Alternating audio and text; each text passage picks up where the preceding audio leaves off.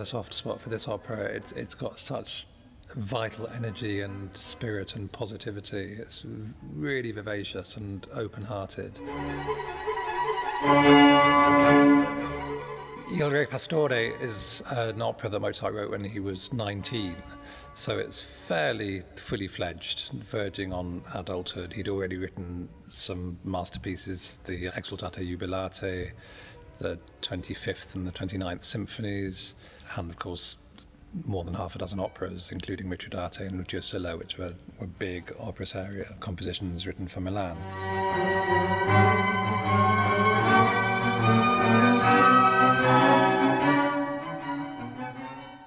The story is a cast of 5, 2 pairs of lovers, and Alexander the Great. The opera is set in Phoenicia.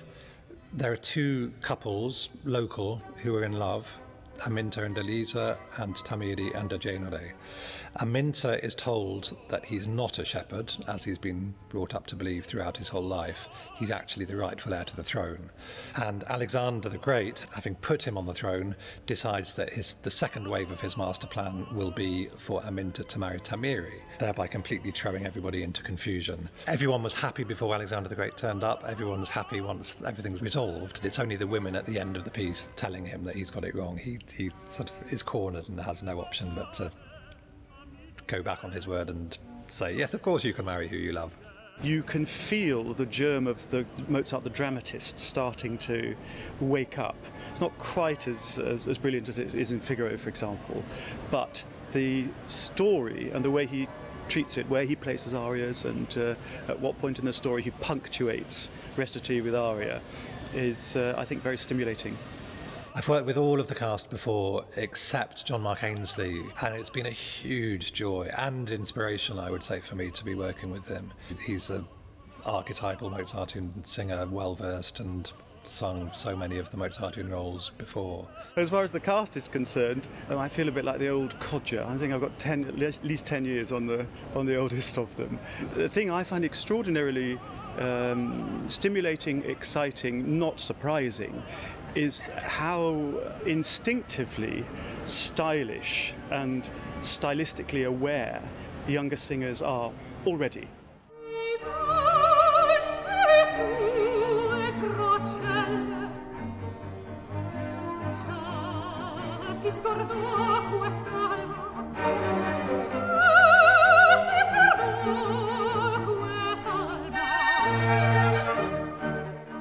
I love singing Mozart. I always have from when I first started. It's demanding because you have to be on all the time, but I feel it fits me like a glove, so that's what's so nice. It's so nice to sing repertoire that's right for you.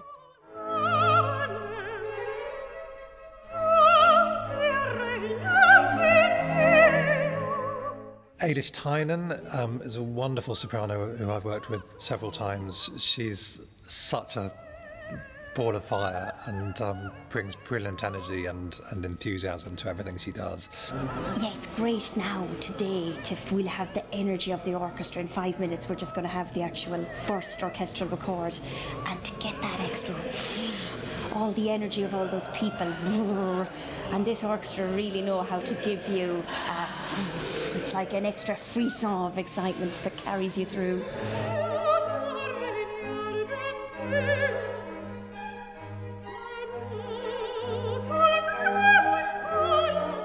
Sarah Fox is one of several classical opera artists who worked with the company right at the beginning of her career, so she feels very much like a sort of homegrown talent in a way.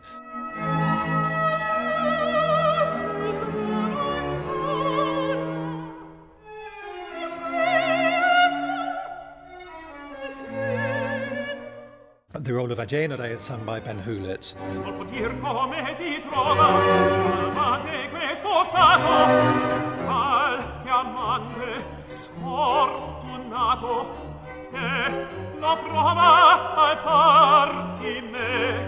He's a tenor who's been on my radar for a while, and when we did the Wigmore Hall concert a couple of years ago, it was such an effortless pleasure to work with him.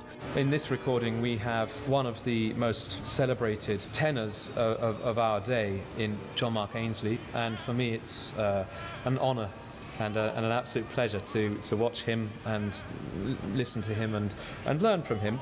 There's been a wonderful sense of both mutual support and encouragement and enthusiasm, but also just a sense that we're onto something and that this piece really has a magic.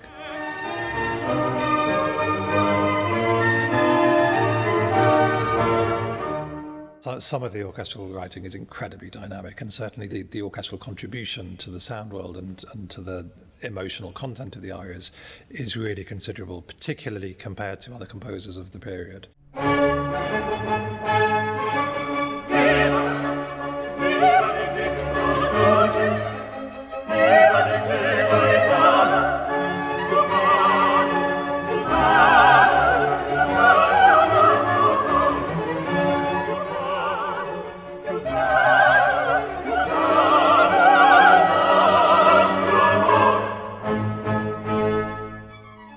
For the finale, we suddenly, having never had more than 2 singers singing at once with the orchestra, we suddenly have all 5.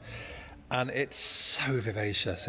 And for me, actually, this number is the one that has most prefiguring of the really grown-up Mozart. The range is absolutely astonishing. You've got, tub-thumping coloratura arias, you've got ravishing duets, you've got what might be, thought of as a ballad, but beautiful, serene, loving solos, and wonderful orchestral activity. I mean, you could say that in all great operas you've got those, and this is no exception.